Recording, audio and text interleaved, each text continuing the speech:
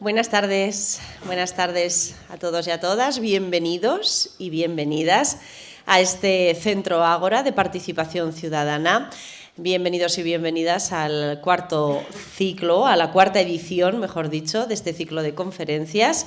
Hacemos barrio. Nos vemos en el Ágora, es el título que este año, que en esta cuarta edición le hemos dado a este ciclo de conferencias, en el que nos vemos todas y cada una de las personas que aquí estamos de manera presencial para contribuir de este modo a aprender, a conocer un poquito más sobre diferentes temas y de este modo a hacer barrio y a hacer ciudad.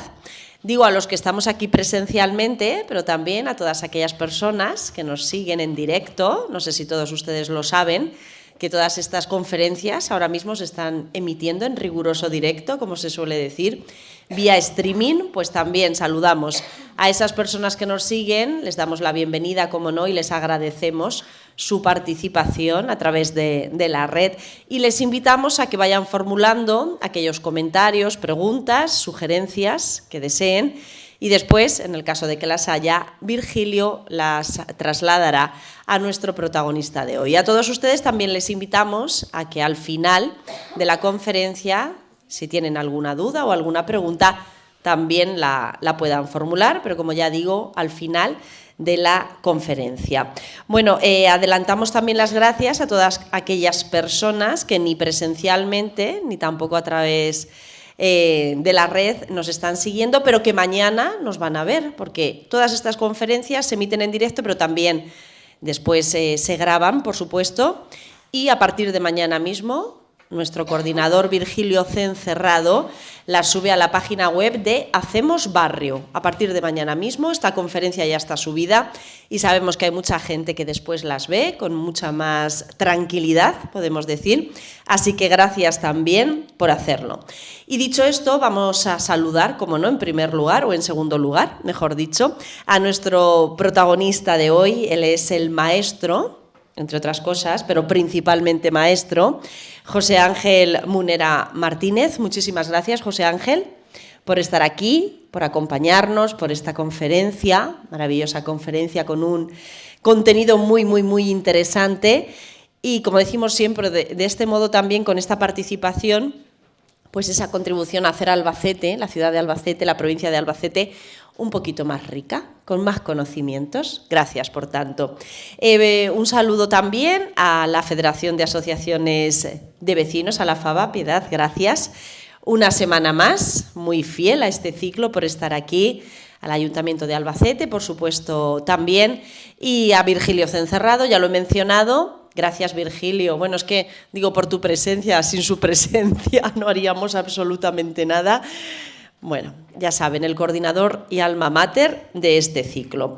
Bueno, les vamos a recordar que el ciclo de conferencias Hacemos Barrio está organizado por el Ayuntamiento de Albacete, por la Federación de Asociaciones de Vecinos de Albacete y cuenta con la colaboración de la Universidad de Castilla-La Mancha, del Complejo Hospitalario Universitario de Albacete, de este Centro Ágora de Participación Ciudadana y también cuenta con la colaboración de la Diputación Provincial de Albacete. Y vamos ya con el contenido, si les parece, después de los saludos de la conferencia. Bueno, si yo les digo, Miguel Ángel y Lezuza tienen algo en común, ¿me lo han chivado por ahí? ¿Me lo han chivado por ahí? Cuando lo decimos por algo será, ¿no? Cuando el río suena, veremos a ver cuál es esta vinculación que puede haber. Bueno, ya saben que, y si no, lo han podido leer en la hoja, y si no, pues se lo contamos, 263 años tardó en construirse la iglesia parroquial de Nuestra Señora de la Asunción de Lezuza, que celebramos en 2024, este quinto centenario. Bueno, una construcción, unos muros que han visto, o que contienen, mejor dicho, el arte, la forma de pensar, de sentir, de relacionarse, del gótico, del Renacimiento, también del Barroco y hasta del neoclasicismo. Ahí es nada. Bueno, un bien de interés cultural, porque así está declarado como tal, que está a un paso, además, ¿verdad? Hay que ir, ya me lo decías, hay que ir, que está a un paso de esta ciudad y que debemos conocer. Hoy tendremos un maravilloso adelanto gracias a nuestro protagonista, al que ahora ya sí se lo voy a presentar de manera un poquito solo más extensa. Bueno, José Ángel Munera Martínez nació en Lezuza. En su vida, bueno, podemos encontrar dos variantes profesionales. Por un lado, la política. No en vano ha sido durante 20 años concejal en el ayuntamiento de su localidad y además alcalde durante 8 años. Pero además de político, su otra gran pasión, podemos decir, es la docencia.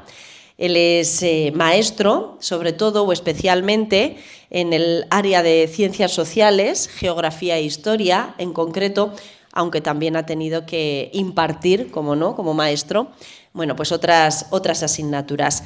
Ha impartido clase en diferentes centros de educación de la provincia de Albacete y los últimos 13 años sí que ha sido en el Federico Mayor Zaragoza, aquí ya en Albacete.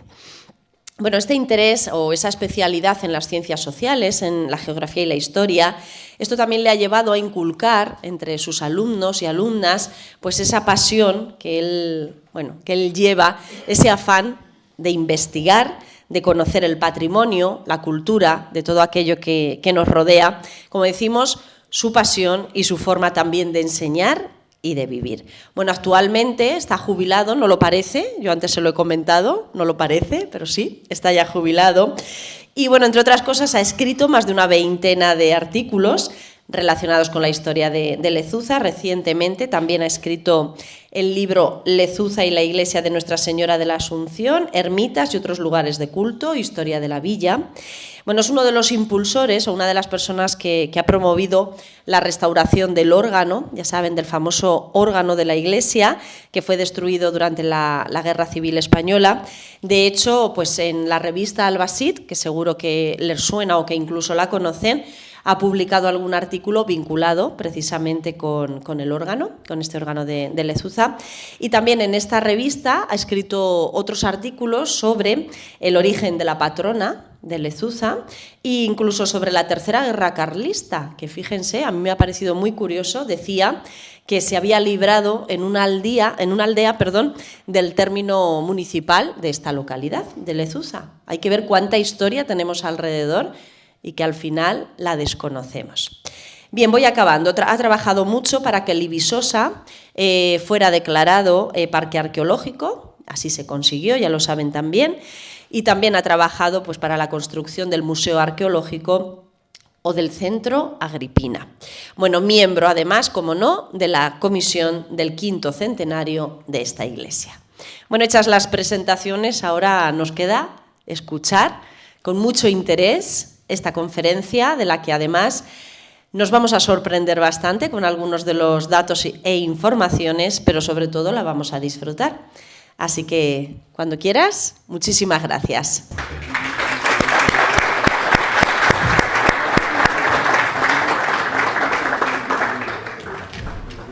Buenas tardes. Muchas gracias, María José, por la presentación. Muchas gracias. ¿Se oye bien? Sí. Muchas gracias, Virgilio, por la organización de este 4º ciclo de conferencias. Y muchas gracias a todos los asistentes que sacrificar un ratico aquí de la tarde de los jueves, pues no siempre se encuentra el hueco y el momento apropiado. Sé que algunos han hecho un esfuerzo por estar aquí.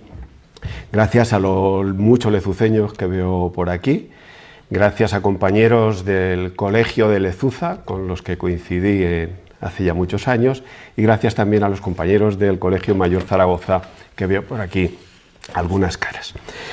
Bien, Virgilio, muchas gracias por darme la oportunidad de hablar de Lezuza, de hablar de mi pueblo esta tarde aquí. Y quiero darte las gracias de que hayas hecho partícipe a la capital del rico patrimonio que tenemos en los pueblos, que yo creo que muchas veces pasa olvidado, pasa desapercibido para los que viven en la capital.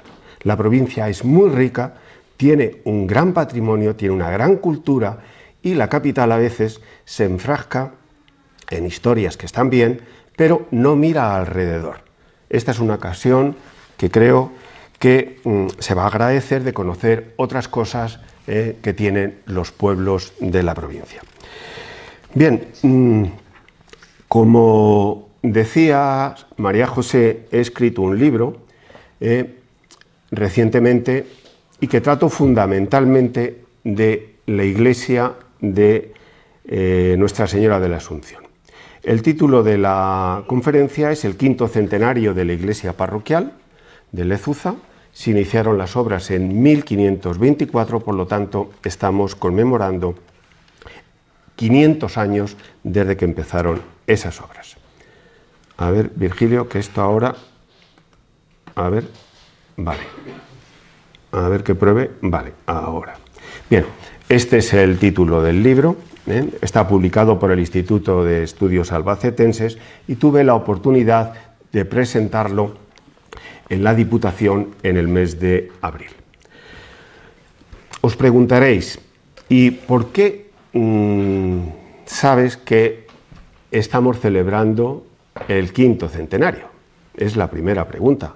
¿Hay algún hecho, documento, que de forma fehaciente nos indique que estamos celebrando este aniversario? Pues ahí lo tenéis. En la fotografía que estáis viendo aquí en la parte derecha, hay una inscripción en uno de los arcos góticos de la iglesia que dice: a 24 de junio de 1524 se empezó a hacer esta iglesia. Por lo tanto, no hay duda de la fecha.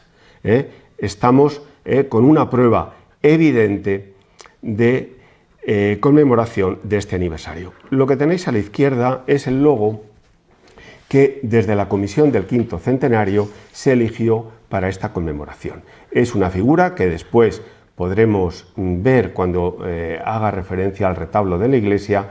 Es el Padre Eterno que está en la parte más elevada del retablo. Para aquellos que no conozcan Lezuza, bueno, pues decir que Lezuza está al oeste de la provincia de...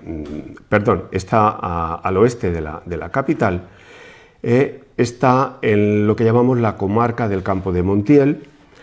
Es un municipio que está integrado por Lezuza, Tiriel, La Junquera, Vandelaras y Prado Redondo. Pedanías, algunas muy pequeñitas, otras de más envergadura, como es Tiriel. Es muy extenso el término municipal, tiene 36.000 hectáreas, es de los mayores de la provincia y actualmente no llega a los 1.300 habitantes todo el municipio. Fuimos tremendamente azotados por la emigración que se produjo en los años 60 y 70. Pero que sepáis que hacia 1959, finales de la década de los 50, Lezuza rozaba los 6.000 habitantes. O sea, era una población grande. Históricamente hemos pertenecido en la Edad Media al concejo de Alcaraz o al alfoz de Alcaraz, hasta que Lezuza consiguió la independencia del concejo en el año 1553, en tiempos del emperador Carlos I. Y un dato interesante para entender muchas cosas de las que vamos a hablar a continuación es que Lezuza ha pertenecido hasta el año 1966 al arzobispado de Toledo, y en ese año se incorporó a la diócesis de Albacete, aunque la diócesis de Albacete se creó antes, en el 1949, pero la parte aquella de Alcaraz, no sé por qué motivo, se incorporó después.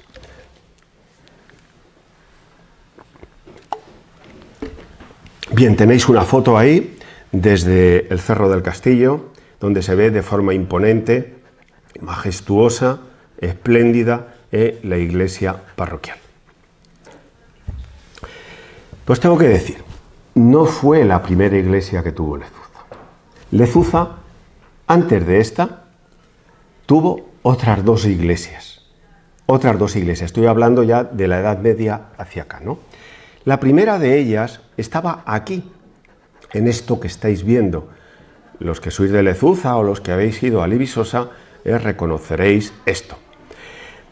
Esto es lo que hoy es Parque Arqueológico de Libisosa, ¿verdad?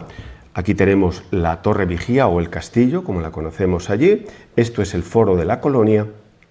Aquí hay unas excavaciones donde está el complejo bajo medieval y por aquí identificamos la muralla romana.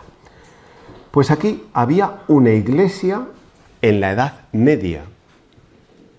Algunos de Lezuza se sorprenderán. Y dice, pero de esa iglesia yo no he oído hablar nunca, ¿verdad, Ramona? Pues sí, ahí estaba, una iglesia. Y la pregunta es, ¿y por qué sabemos que había una iglesia? Porque nos lo dicen los documentos. Fijaros, esto es una carta a Puebla del año 1411. Lo publicó Aurelio Pretel en el 1978. Hablaba de que Lezuza se despoblaba cada un día, estaba afectado por las epidemias de peste en esta época. Y Alcaraz le concede un privilegio a Lezuza para que los nuevos colonos que fueran allí pues estuvieran exentos de impuestos y demás. Y en ese documento se dice que había voluntad de poblar y morar en el cerro donde está la torre, que es cerca de la iglesia de Santa María Luciana, que solía ser Puebla de dicho lugar, tal. Aquí nos dice ya dos cosas importantes. La torre se está refiriendo al castillo y nos está hablando de esa iglesia antigua que ya en el siglo XV existía, la iglesia de Santa María Luciana. Y la pregunta ahora nos tenemos que hacer, ¿y dónde está físicamente localizada esa iglesia? Bueno, en el libro que yo he escrito pongo esta fotografía del yacimiento, repito, ahí el castillo, el foro de la colonia, aquí un edificio llamado Complejo Bajo Medieval Religioso, y yo fijaros que pongo entre interrogantes Ermita de Santa María Luciana. Ermita, porque luego la iglesia se convierte en una ermita. Y la sitúo ahí entre interrogantes. ¿Por qué? Porque no estaba seguro cuando escribí el libro de dónde estaba situada. Aunque yo había publicado un artículo en el año 2003, creo que fue, 2002 o 2003, donde a raíz de unas excavaciones arqueológicas que se hicieron, yo me preguntaba, ¿puede ser este el lugar de donde estuvo la antigua ermita de Santa María Luciana? O sea, hace más de 20 años yo iba con una idea, digamos, de forma obcecada, de que tenía que ser ese lugar y, bueno, las excavaciones se cambiaron de lugar y no había... no se había demostrado científicamente lo que yo decía en aquel artículo. La ermita de Santa María Luciana la tenemos localizada en una pintura mural que hay en el altar mayor de la iglesia. ¿Dónde está la ermita? En esta elipse que yo he rodeado ahí. Aquí estáis identificando claramente, los que conocéis el cerro, el parque arqueológico, que esto es el castillo, ¿verdad? Este es el castillo, el cerro, esto es el río, luego hablaremos de esta pintura.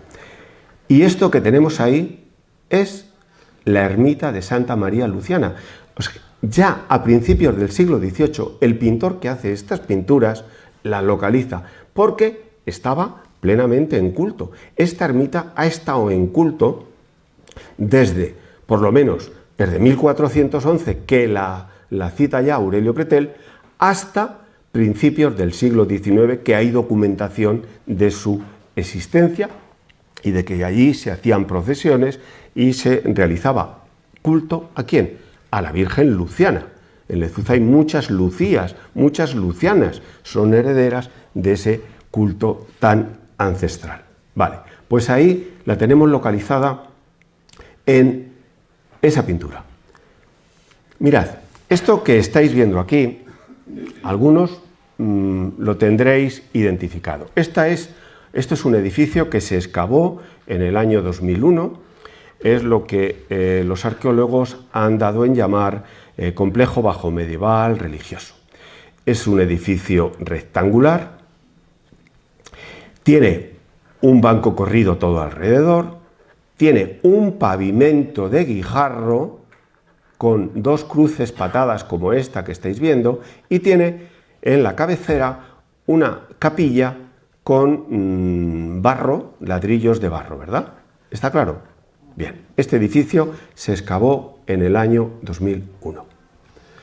Bueno, pues cuando el libro estaba ya en la imprenta, en el mes de enero de este año, yo seguí acudiendo al archivo de forma continuada y en el mes de febrero me encontré en el libro de la Cofradía de la Virgen Luciana una documentación que, bueno, se me pusieron los pelos de punta. Tomás Morcillo, que está por ahí al fondo, dice, ¿cómo te has podido contener?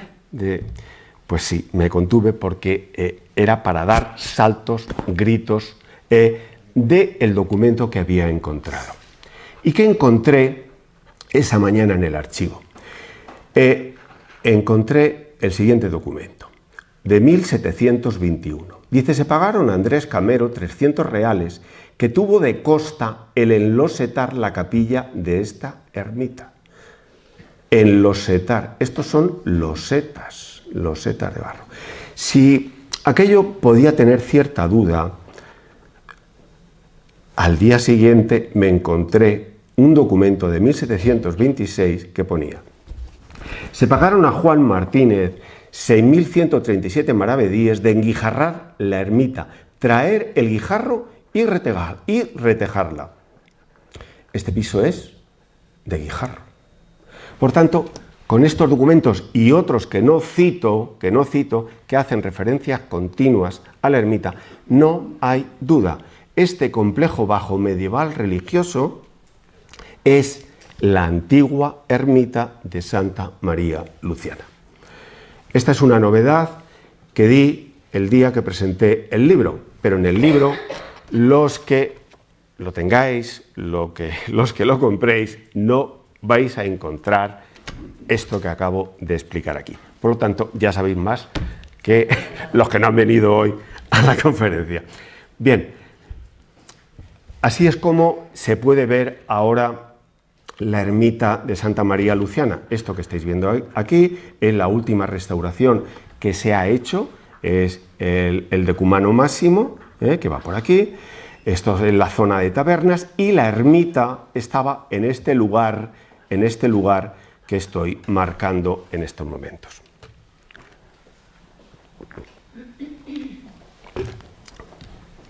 Vale, seguimos.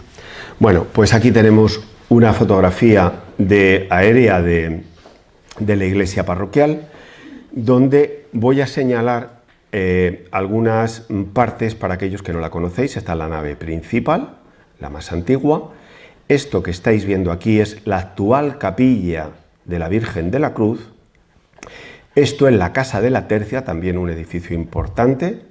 Y esta zona ocupada por el patio de la Tercia, lo que estoy marcando aquí, más la capilla de la Virgen de la Cruz, era un antiguo claustro que lo tenemos documentado a finales del siglo XVI, un claustro gótico, bien, del que luego hablaremos. ¿Por qué he podido escribir el libro y por qué estoy contando estas cosas? Pues porque se conservan los libros de fábrica, los libros de bautismos, de matrimonios, de defunciones, los libros de la cofradía, los libros de la Vicaría de Alcaraz, desde el año 1539, que es el más antiguo, es el de bautismos, y todos los libros de fábrica desde 1577. Por tanto, es una suerte que la parroquia conserve los libros, que bien podían haber desaparecido como en otros sitios, ¿no? Pues por tanto, los investigadores y los que nos dedicamos a estas historias, pues somos afortunados por encontrarnos con estos materiales que la verdad que con los que llegamos a establecer relación. Cuando vamos al archivo y cogemos un libro de estos, bueno, y empezamos a leer personajes, vamos, llega un momento que son casi como de la familia. ¿verdad? Tomás, Luis Guillermo, que está por aquí, llegan a ser casi de la familia. Bueno, vamos a hablar de la iglesia, que es lo que nos ha traído aquí. Esto que estáis viendo aquí es el altar mayor, después comentaremos sobre él. Me centro ahora en la nave principal. Aquí la veis, que es espectacular, 5 bóvedas de crucería, nervadas, estrelladas, con diseños diversos. Bueno, es una auténtica maravilla. Y la pregunta que debemos hacernos es, bueno, esta iglesia, con respecto a la comarca, ¿son todas las iglesias así, de estas trazas, de estas dimensiones? Tiene 50 metros de largo por 13 metros y medio de alto y 8 metros de anchura esta nave. Es muy grande. En la comarca no hay una iglesia tan grande. Esta es la mayor. Ballestero, Palazote, Barrás, Munera, El Bonillo, no tienen una iglesia tan grande. Los del Bonillo dirán, bueno, el Bonillo es grande, sí, pero la iglesia del Bonillo es del siglo XVIII. Esta es del siglo XVI, ¿vale? No hay una iglesia de estas dimensiones en Lezuza. ¿Y por qué, entonces, por qué se pudo hacer en Lezuza una iglesia tan grande? ¿Por qué? He dicho que el término era muy grande, ¿vale? En Lezuza tenemos vega, hoy poco explotada, pero en estos tiempos os digo que no había bancal que no estuviese cultivado, vega. Se cobraban muchos diezmos, los impuestos que cobraba la iglesia, ¿vale? Y diré, bueno, pero eso tampoco es razón suficiente. Vale, hay una razón fundamental que yo explico en el libro. ¿Cuál es esa razón fundamental? La parroquia de Barrás era un anejo de la iglesia matriz de Lezuza. ¿Y esto qué quiere decir? Que los diezmos que se cobraban en Barrás se ingresaban en las cuentas de la parroquia de Lezuza. Con lo cual, el clero de Lezuza, el mayordomo de Lezuza, administraba los diezmos del propio término de Lezuza, más lo de Barrás. Y a los de Barrás se les compensaba únicamente con lo que yo llamo las 40 ridículas fanegas de trigo cada año. O sea, por todos los diezmos que se recogían de Barrás, se les daba únicamente 40 fanegas de trigo. Os podéis imaginar cómo se ponían los de Barrás. Pero así es la historia. Aquí hay algunos de Barrás, pero así fue, así fue. Entablaron varios pleitos para revertir esa situación, pero eso no se consiguió hasta finales del siglo XVIII. Ahí el arzobispado de Toledo ya concede la segregación de la parroquia de Barrás, que ya empieza a funcionar de forma independiente. Esta es la razón, desde mi punto de vista, fundamental, principal, por la que aquí se hizo este templo con estas dimensiones y luego pues toda la riqueza que hay de retablos, esculturas y demás, ¿vale? ¿Quién hizo esta obra?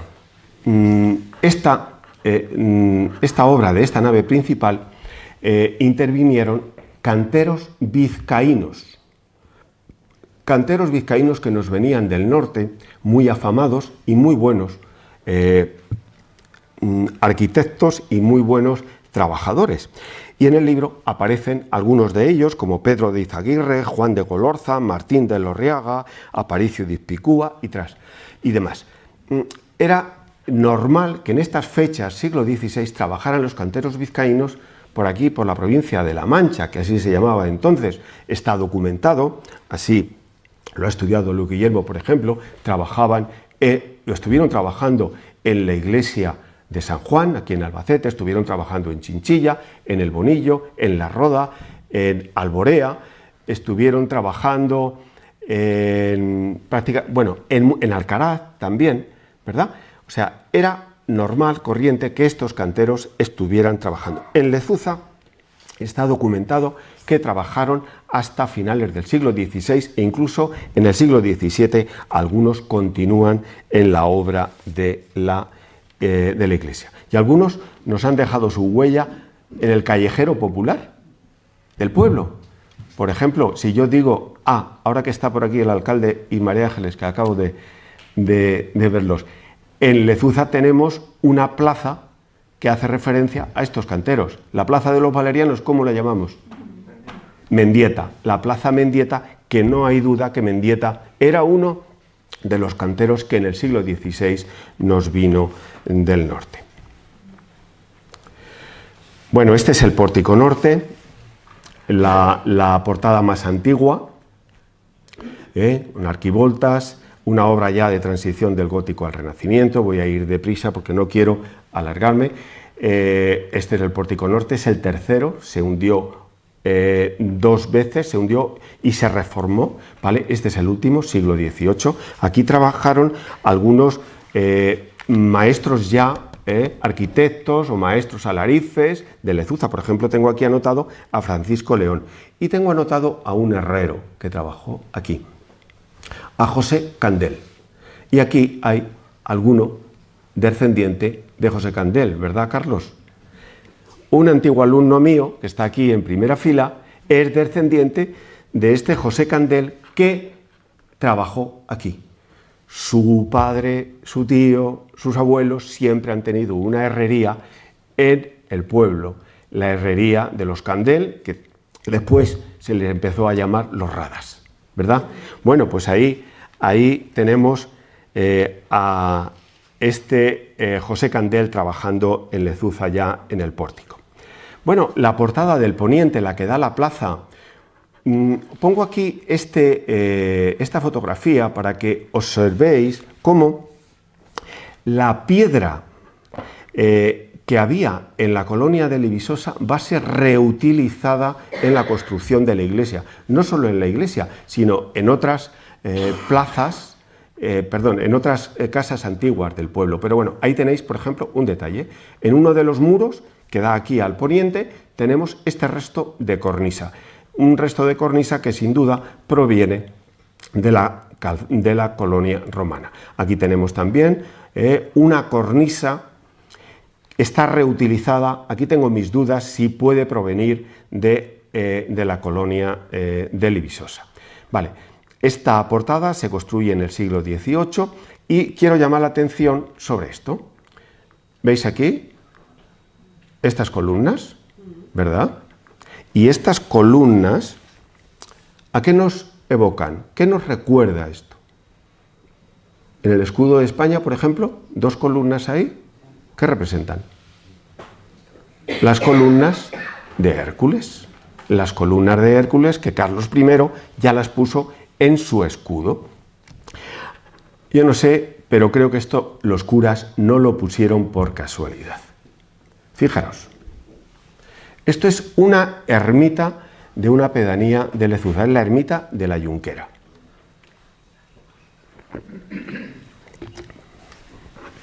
Es una ermita que está datada ya a mediados del siglo XV. Ya sabemos que había santero y que existía. Es muy bonita.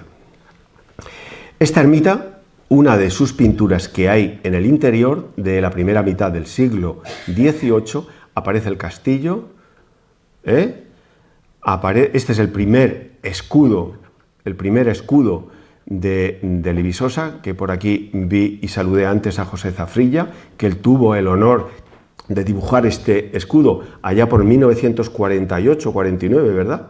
Vale, pues fijaros ese escudo lo que tiene a cada lado de la puerta central.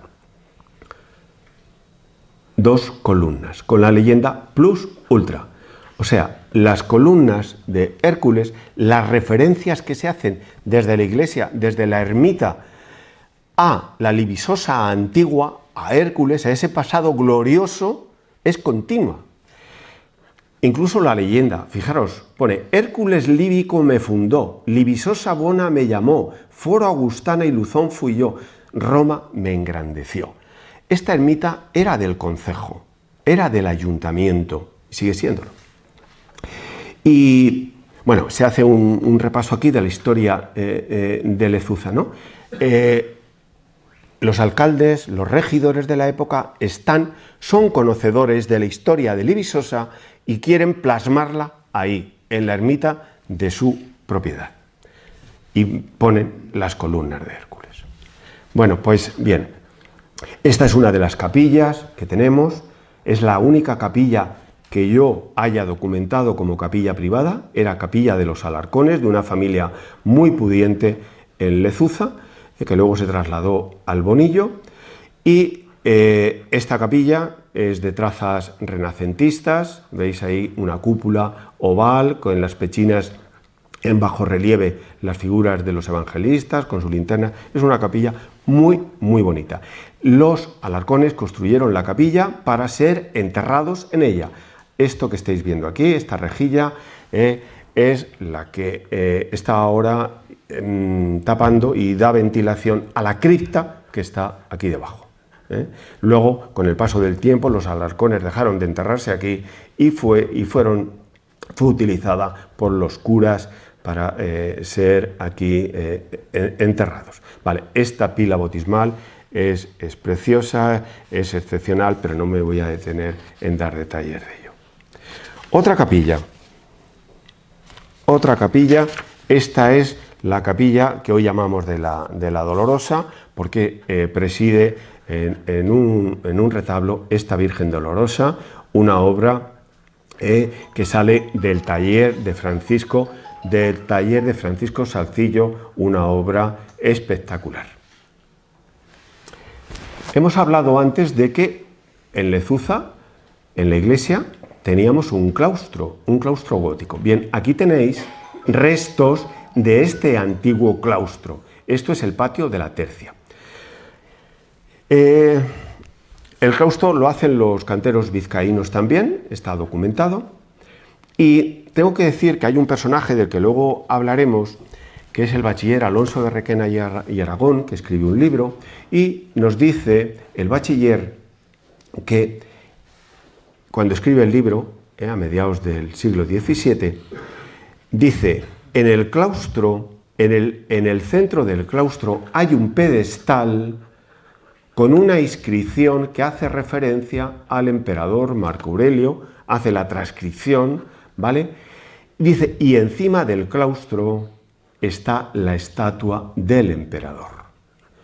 Vale, el claustro se hundió. Después podemos comentar por qué se hundió el claustro. Esto que he sacado aquí es una fotografía de uno de los libros de fábrica donde un cura de Lezuza en el año 1612 transcribe lo que ellos veían en el pedestal de Marco Aurelio, y ahí está. Este pedestal viene a decir, bueno, que los libisosanos agradecen a Marco Aurelio algún favor que hicieron. Fijaos como aquí al final aparece Coloni Libisosanorum, ¿vale? Esta es la prueba evidente, científica, de que la Lezuza actual corresponde con la Libisosa antigua. Esto que estáis viendo es la capilla de la Virgen de la Cruz, donde antiguamente estaba el claustro. Es una capilla muy grande, viene a ser otra iglesia anexa a la anterior, de planta de cruz latina, con una cúpula tremenda, también con pinturas de los evangelistas en las pechinas. Y este es el retablo actual, que fue hecho en Valencia en el año 1962 por Domingo Illopis.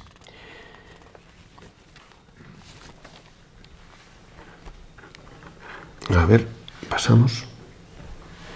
Vale. La pregunta que yo hacía antes y que no he contestado es: ¿qué razón pudo tener el clero de Lezuza, autorizando, por supuesto, la vicaría de Alcaraz y el propio arzobispado, para hundir el claustro y hacer esta ampliación del templo? Cuando empieza a hacerse la iglesia en el año 1524, Lezuza tenía sobre 600 habitantes. Cuando se hunde el claustro y se hace la capilla de la Virgen, Lezuza había sobrepasado 1.200 habitantes, o sea, se había duplicado la población. la razón por la que se hunde el claustro, desde mi punto de vista, no es otra porque la iglesia se había quedado pequeña para el culto. En aquellos tiempos era obligatorio ir a misa, domingos, fiestas de guardar, y el templo se había quedado pequeño, con lo cual se hunde el claustro y se amplía por ahí. ¿Y quién es el que impulsa esas obras? Aquí nos dejó su identidad.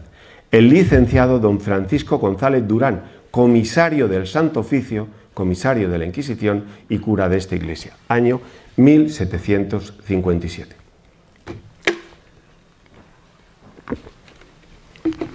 Vale, las obras continúan en el siglo XVII, intervienen sobre todo canteros de Alcaraz, tengo aquí anotados a Juan de la Serna, Antón Saquero, Martín de Lorriaga, que también trabajó en Alborea, Guzmán de Iniesta, entre otros.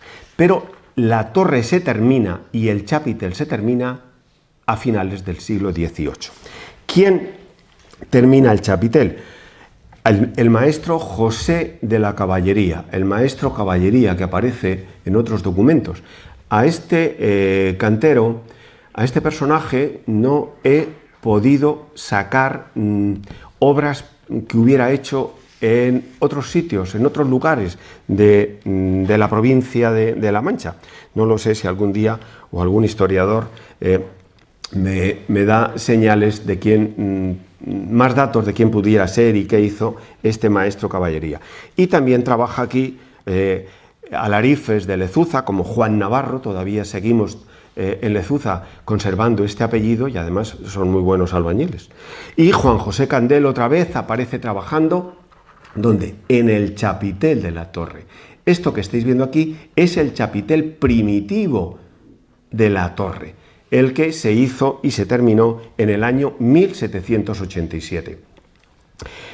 Al poner el chapitel, yo digo que la iglesia se da por concluida, han terminado las obras, 263 años, como decía María José, que se tardó en hacer este edificio. Esta fotografía que estáis viendo es de Rodrigo Amador de los Ríos, historiador, arqueólogo, fue director del Museo Arqueológico Nacional, y en una de las visitas, uno de los viajes que hacía, pues llegó a Lezuza y nos dio cantidad de detalles de lo que él observó en aquella visita, detalles del yacimiento que estuvo arriba y detalles de cómo estaba la iglesia, y nos dejó esta magnífica fotografía que la reproduzco aquí. Bien, este chapitel en 1912 está ya bastante deteriorado, el deterioro continuaría y en el año 1930 se sustituye el chapitel primitivo por este piramidal de ladrillo que estáis viendo en la fotografía de 1975. Este de 1975 estuvo hasta el año 1996, en el que desde el Ayuntamiento, la Consejería de Cultura, se hizo un proyecto de sustitución del chapitel, que es el que tenemos actualmente.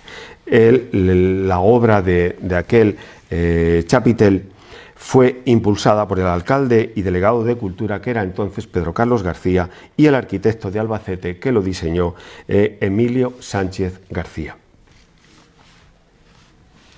Esto es la Casa de la Tercia. La Casa de la Tercia era el lugar donde se recaudaban los impuestos, donde se recogían en especies el trigo, la cebada, el centeno, el vino, la miel, y aquí se guardaba, en este edificio. Este edificio se termina, hay una placa aquí que lo recuerda, además que en los libros de fábrica aparece, se termina en el año 1768. Pero esta casa, cuando se hace, el templo de la Capilla de la Virgen de la Cruz, es cuando se construye, se hunde el claustro, y os acordáis que en el claustro estaba la piedra de Marco Aurelio, el pedestal del emperador Marco Aurelio. Esto que estáis viendo aquí es donde tenemos ahora el pedestal de Marco Aurelio. Ahí está, con su inscripción y rematando Coloni Libisosanorum. Vale, ¿qué pasa con la Casa de la Tercia a partir de su construcción? Pues que en el año 1837, siendo ministro, Juan de Dios Álvarez Mendizábal suprime los diezmos, se les quita a la Iglesia el privilegio de cobrar esos impuestos y empieza la desamortización eclesiástica y la Casa de la Tercia se abandona, se deteriora y va a ser comprada por un sacristán que había entonces en Lezuza. El sacristán se llamaba Gabriel Fernández Romero. La actual propietaria de la casa, la Maximiliana Fernández Tendero, es descendiente, son cosas anecdóticas, pero bueno, lo digo, es descendiente del ministro Mendizábal, del que hizo la desamortización eclesiástica. En serio, segurísimo. Iba a venir hoy un descendiente de ellos, pero bueno, me han comunicado a última hora que no ha podido venir. Descendiente del ministro Mendizábal. Ministro Mendizábal es que se casó con una Alfaro que era de Barrás. Entonces, los de Barrás se emparentaron con, digamos, la nobleza, la oligarquía de Lezuza, y de ahí se sigue conservando esta propiedad. Esto que estáis viendo es la sacristía mayor, donde está el museo parroquial. Esta sacristía, bueno, pues se la debemos, bueno, la sacristía no, el museo parroquial se lo debemos a la muy buena actuación que hizo un cura que estuvo allí unos años, don José Alcañiz Navarro, el que montó todas estas vitrinas, recopiló muchísimos objetos que estaban desperdigados por distintas capillas y lugares de la iglesia. Voy a ir rápido y quiero destacar alguna cosa de este museo parroquial. Por ejemplo, este Niño Jesús. Es una obra preciosa del taller de Salcillo, no hay dudas, es una de las piezas más interesantes que tenemos en el museo. Fijaros qué ricura, qué expresión que tiene y qué dulzura este Niño Jesús. Otra de las piezas más interesantes es esta custodia de plata, hecha en Murcia por José Grau en el año 1773. Otras piezas que no están restauradas, a priori son menos interesantes, pero que aportan una gran información desde el punto de vista histórico. Esta es un ángel gótico del siglo XV. Así me lo ha confirmado Luis Guillermo, que está aquí presente, y también me lo ha confirmado por otras vías Aurelio Pretel. Dice, no hay duda, es un ángel del siglo XV, un ángel gótico. Esto lo que nos demuestra es que hubo un primitivo retablo gótico, desde luego antes, y yo creo que es el primer retablo que tiene la iglesia, porque el retablo actual yo creo que es el tercero. Un retablo gótico siglo XV. Y esto que estáis viendo aquí, esta cabecita que está muy estropeada, yo pongo entre paréntesis que puede ser una cabecita de un mártir de Levisosa. De los mártires hablaremos después. Siglo XVII, así me lo confirma Luis Guillermo García Saúl. ¿Y qué sabemos de esta atribuida o probable cabecita de un mártir de Levisosa? En el siglo XVII está documentado que había un retablo, y en el inventario, no recuerdo ahora exactamente la fecha, de mediados del 17 dice, el sagrario, y a cada lado del sagrario están las imágenes de bulto, es decir, imágenes de bulto redondo, esculturas que podíamos verlas desde cualquier ángulo, de San Vicente y San Leto. Por tanto, sabemos que en el siglo XVII teníamos un segundo retablo y estaba San Vicente y San Leto en ese retablo. Probablemente esta cabecita, por este cuello que tiene ahí, apunta a tonos rojizos, el color de los mártires posiblemente sea de ese retablo barroco del siglo XVII. Dentro del museo parroquial, bueno, tenemos una colección espectacular de ornamentos litúrgicos, de casullas, de dalmáticas, de ternos, capas pluviales, que son espectaculares. ¿A cuál de ellas más bonitas? Con bordados en hilo de oro, hilo de plata, tejidos de seda. Estas casullas nos vienen de Talavera de la Reina, de la Real Fábrica de Sedas de Talavera, nos vienen de Toledo, de la Casa de la Caridad, hay documentadas algunas, y de Valencia. Son espectaculares y están expuestas aprovechando este quinto centenario de la Iglesia. Destaco una simplemente, que es esta. Fijaros, qué delicadeza, qué belleza, los frutos, las hojas, parece que están en relieve. Todo esto, un bordado excepcional. Hubo un profesor de la Universidad de Murcia, Manuel Pérez Sánchez, que publicó un trabajo hace ya muchos años, en el año 98, y estudiaba estas casullas. Y de esta especialmente decía que era una casulla del segundo tercio del siglo XVIII, y decía que existe una exactamente igual que esta en el Museo de Lyon, el Museo de los Tejidos de Lyon, en Francia, y era una de las casullas de este Museo de Lyon más espectaculares, más grandiosas, y que estaba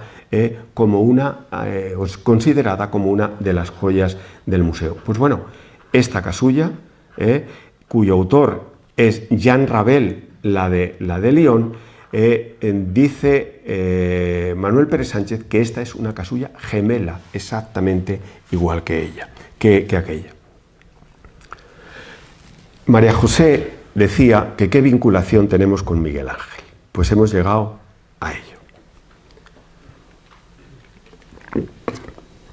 Lo que tenemos a la derecha es nuestra patrona, es la Virgen de la Cruz, pero no es solo la Virgen de la Cruz, es un grupo escultórico con la Virgen de la Cruz, con Cristo entre sus rodillas y dos ángeles sujetándole en los brazos. La Virgen implorante mirando al cielo, Cristo mirando a la tierra. Es espectacular esta imagen, fabulosa, Luis Guillermo la ha estudiado.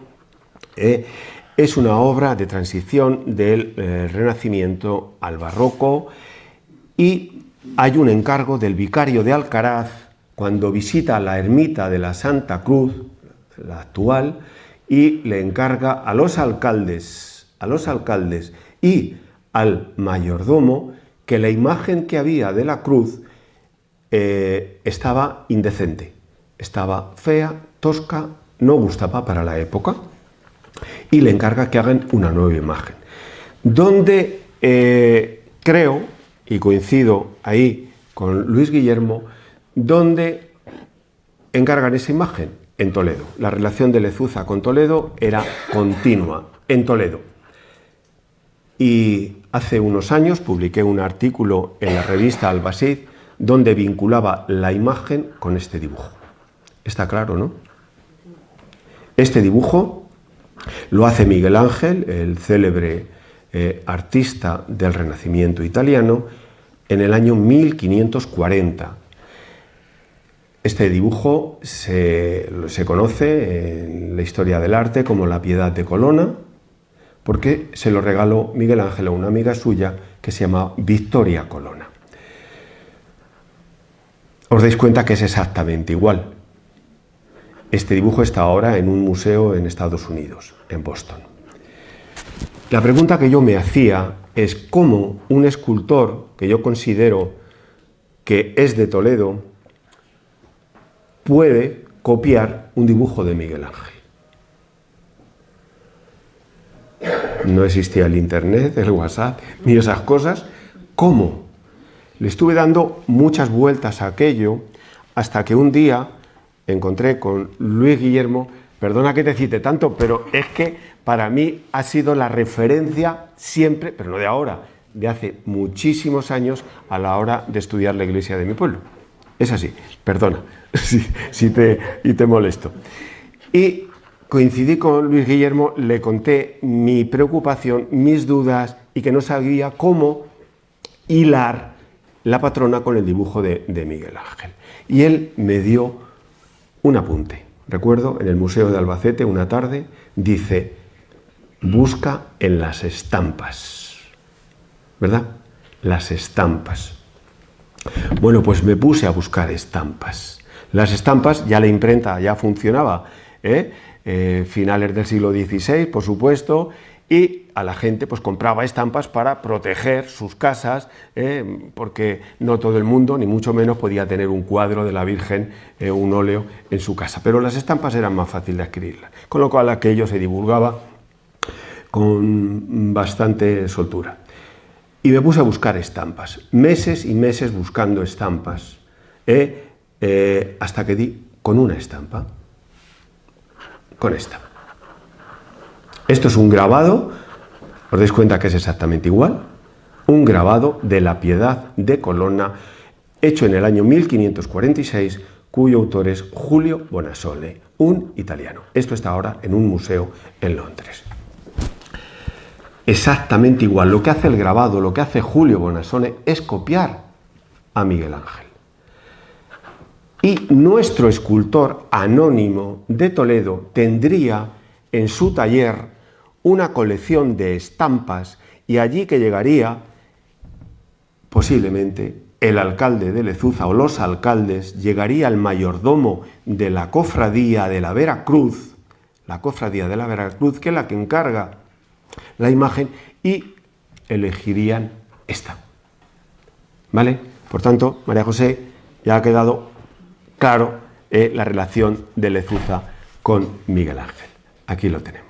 O sea, podemos presumir de que tenemos una imagen bellísima, a la que se le tiene muchísimo fervor, y además que es una obra inspirada en una obra de Miguel Ángel. Este es el altar mayor. Os dais cuenta que es espectacular. Espectacular, la foto es magnífica, de mi amigo Javier Tejada. El altar se divide en dos partes. El retablo central es una madera policromada, precioso, con unas unas columnas salomónicas. Está hecho finales del siglo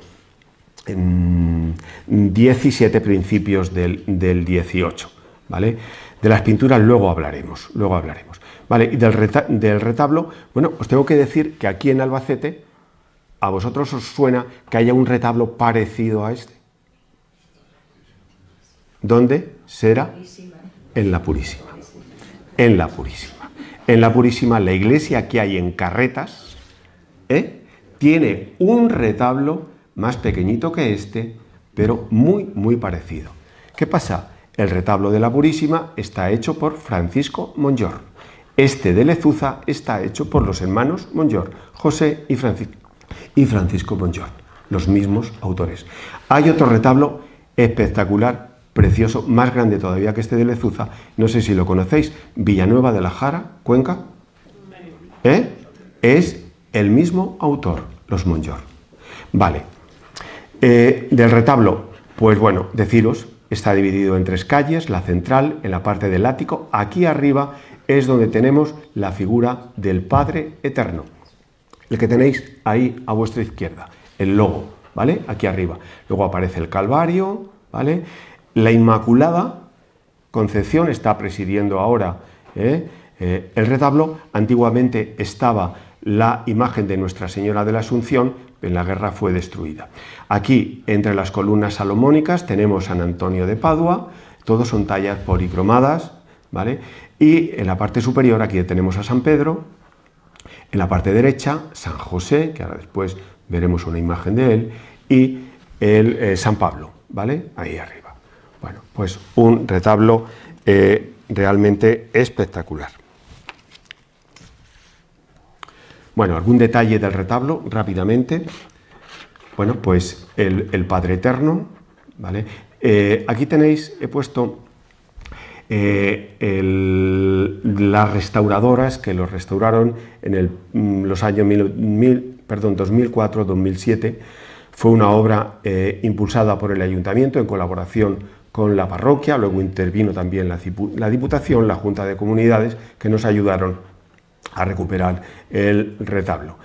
Virtudes en Rosillo, María José Espinosa fueron las encargadas de hacer esta obra. Algún detalle más del retablo, fijaros qué delicadeza, qué maravilla, fijaos en esta carita de este querubín, con esos mofletes ahí sonrosados, es una auténtica delicia.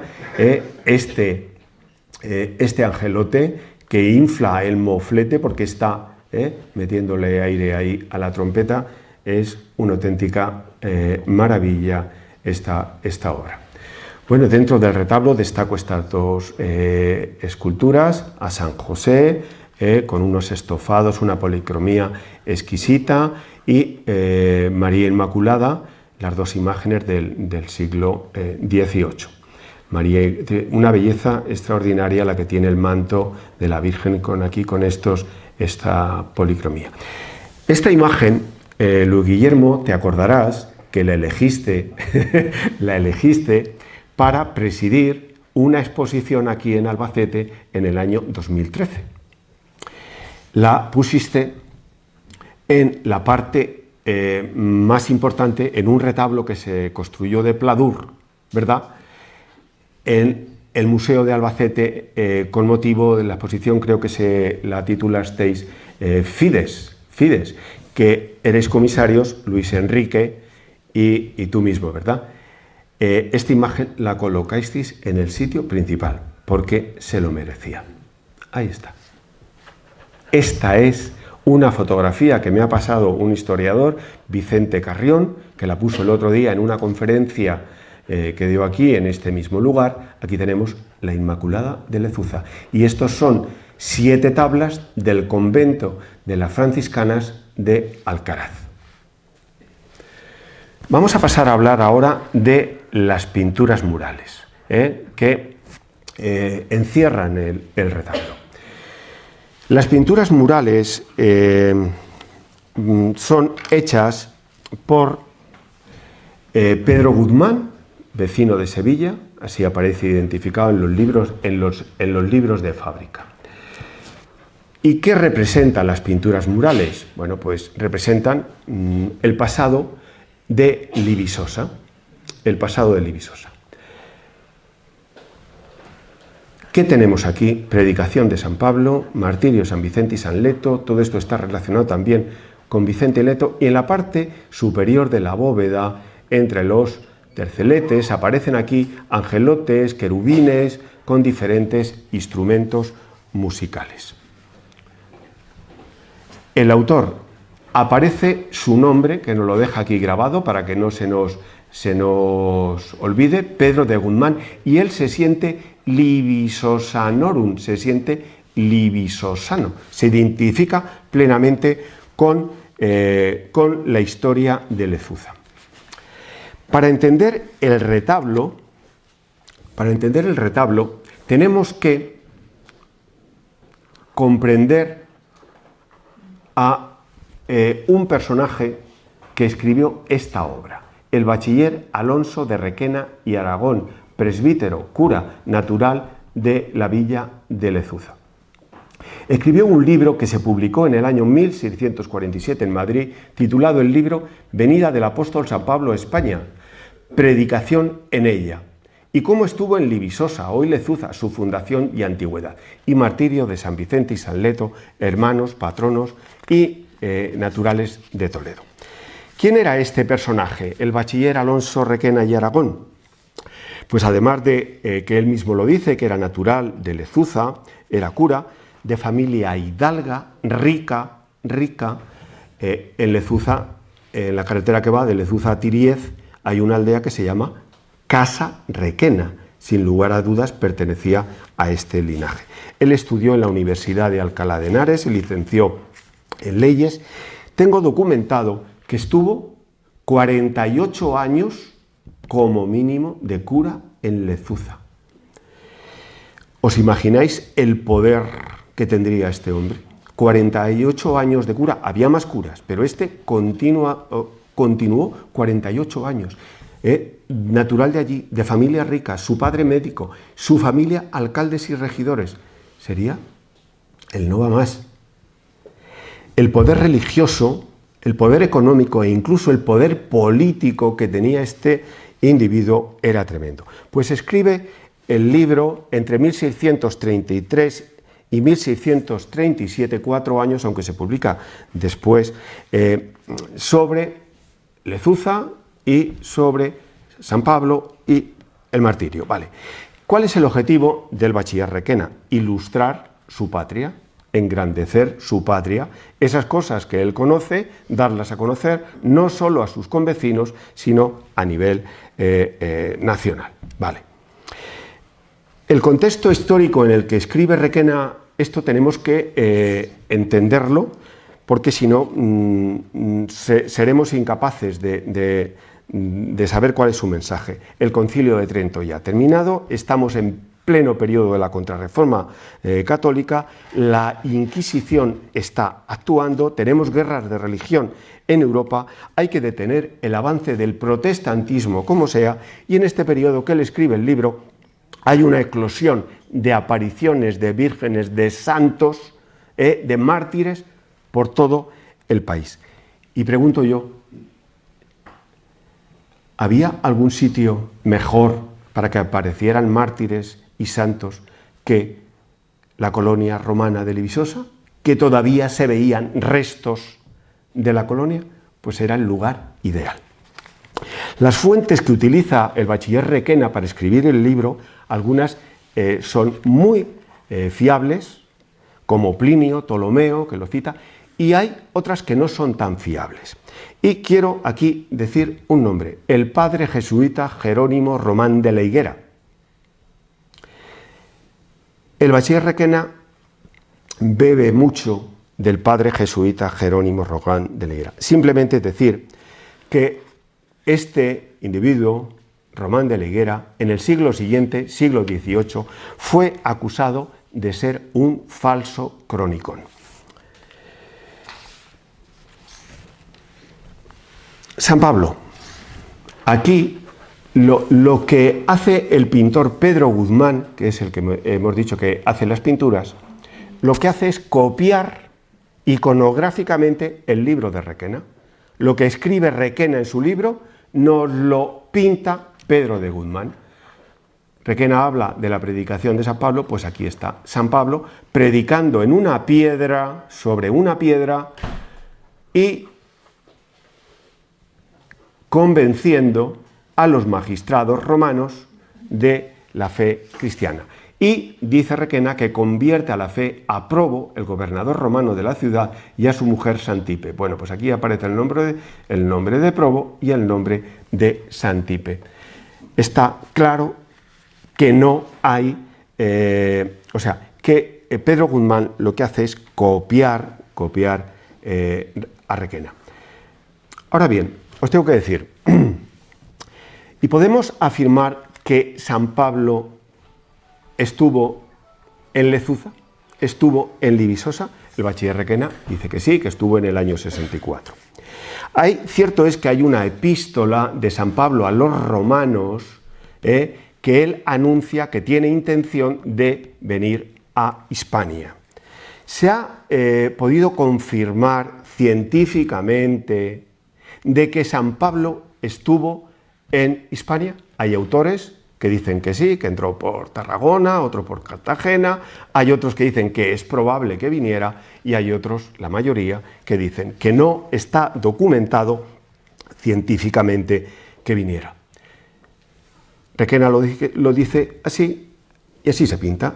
Y aquí hay una tradición muy antigua que data la tradición del año que yo haya encontrado, que haya leído, del año 1600, que dice que San Pablo estuvo en Libisosa.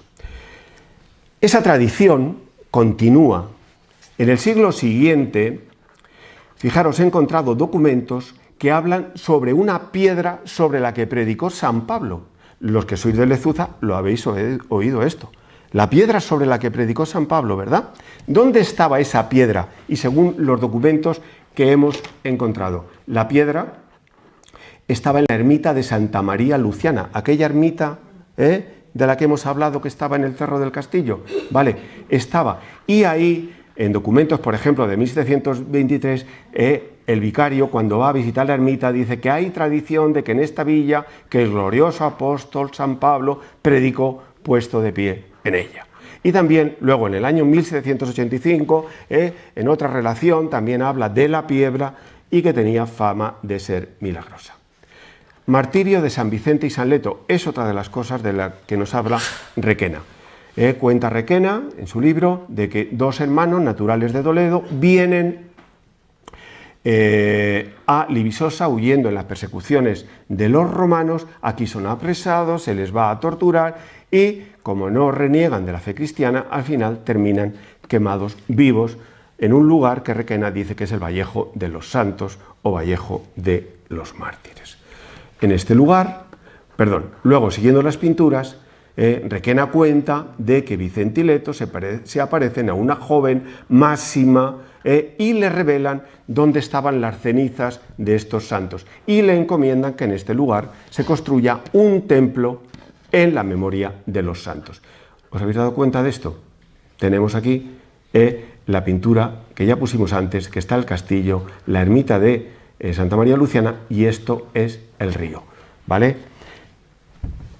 Requena cuenta de que en ese lugar se hizo un templo en la memoria. Aquí aparece el templo, que incluso nos dice Requena de quiénes son los obispos y arzobispos que vinieron a consagrar el templo. El obispo de Toledo, de Cartagena, de Laminium, de Valeria, estas últimas ciudades romanas. ¿Y cuál es ese lugar que identifica Requena como Vallejo de los Santos o Vallejo de los Mártires? Aquí lo tenemos. A este sitio, en Lezuza, lo conocemos como el Vallejo de los Santos. Aquí hay un majano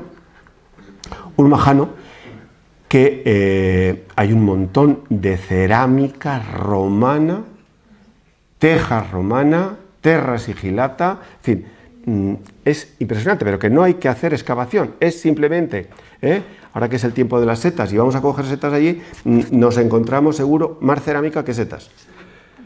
En este majano ha habido una cruz, que yo me acuerdo de niño, una cruz de madera, ¿vale? Y bueno, pues había tradición de siempre de que este era el lugar, incluso se hacían procesiones y ritos en este lugar. Requena, cuando escribe el libro, dice sobre este lugar, dice, y en 1637, que es cuando él termina de escribir el libro, dice, y en este lugar, hoy día, se ve la pared del mediodía, o sea, una de las paredes del templo, dice Requena, y hay muchas ruinas y cimientos, Por tanto, lo de la cerámica romana que hoy estamos viendo, hace 4 siglos, pues se vería muchísimo más. Este lugar, si os dais cuenta, coincide exactamente con la pintura que hay en el altar mayor. ¿Veis el Cerro del Castillo, la torre? Cerro del Castillo, la torre, el río pasa por aquí. Donde está Máxima es donde está el majano. Ahora bien, podemos afirmar de forma científica que esto se produce así conforme lo relata Requena. Está claro, es evidente que no. Esto aquí lo que tenemos es una tradición muy, muy antigua, que yo la primera vez que me encuentro con que se hacían fiestas en honor a San Vicente y San Leto es en el año 1595. Desde el año 1595 hasta nuestros días, esta tradición ha continuado y quien la ha preservado han sido las pinturas de Guzmán, de Pedro de Guzmán. ¿De acuerdo? Bueno, pues con esta tradición, este quinto centenario, el cura, pues bueno, pues esa cruz de madera ya estaba estropeada y lo que ha hecho es colocar una cruz de hierro en el mismo lugar. Y ahora voy a dar una novedad importante sobre este asunto. Ya di una en la conferencia de la Diputación, que es el descubrimiento que hice de esa ermita de Santa María Luciana. Hoy voy a dar otra. Esto que tenemos aquí, en las pinturas murales, ¿veis este personaje que hay aquí debajo de San Vicente y San Leto? ¿Verdad? Es este. Esto es un obispo o arzobispo, no hay duda, ¿verdad? La mitra, la cruz patriarcal, el doble palo y un guante rojo, púrpura, seguro. Yo he estado buscando quién es este personaje algo así como 17 años. Desde que se terminó la restauración, que quedó visible, antes estaba muy estropeado, he estado 17 años. Siempre que iba a Toledo, una de mis obsesiones era ir a la sala capitular, donde están todos los arzobispos, a ver si me lo encontraba. Tenía mala suerte, no lo encontraba. No lo encontraba porque buscaba a este arzobispo, era mi obsesión, y que tenía que ser un arzobispo de cuando se hacen las pinturas. Bueno, pues mi sorpresa se produce hace 3 años leyendo una publicación de una historiadora de Estados Unidos que hablaba de la Contrarreforma. Bueno, pues me da una pista, y me da una pista y lo encuentro. Este personaje es el mismo que hemos visto, el que está en nuestro altar mayor, y este personaje es don Bernardo Sandoval y Rojas, arzobispo de Toledo. Regentó el arzobispado 1599-1618. Está en la sala capitular. Si comparáis, no hay duda, por lo menos yo así lo veo. Este individuo es el mismo que este. Y la pregunta es, ¿qué relación tiene Sandoval y Rojas con Lezuza y con el martirio? Desde mi punto de vista, Sandoval y Rojas es el arzobispo que está cuando esta leyenda, esta tradición se impulsa, penetra en Lezuza, se mandan cartas desde el arzobispado a los curas de Lezuza, a los alcaldes del concejo, y empieza a celebrarse fiesta en honor a los mártires. Quien impulsa esta tradición, no hay duda, es Sandoval y Rojas. Y por eso Pedro de Guzmán, por supuesto con indicaciones de los curas, hace que se pinte su retrato debajo del martirio. Os tengo que decir que el bachiller Requena lo cita 2 veces en su libro, y también en los libros de fábrica, aparece varias veces citado este personaje. Podríamos hablar mucho sobre él, pero no hay tiempo y lo vamos a dejar. Y ya quiero ir acabando. Esta es una pintura del altar mayor, hecha por Belda, 1934. Veis aquí el órgano que fue destruido en la Guerra Civil.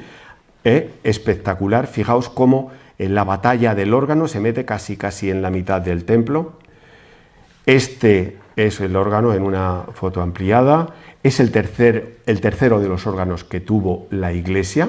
El primero finales del siglo XVI, tuvo otro a mediados del siglo XVII, y este de 1773, hecho por Gaspar de la Redonda Ceballos de Campillo de Alto Buey, de Cuenca.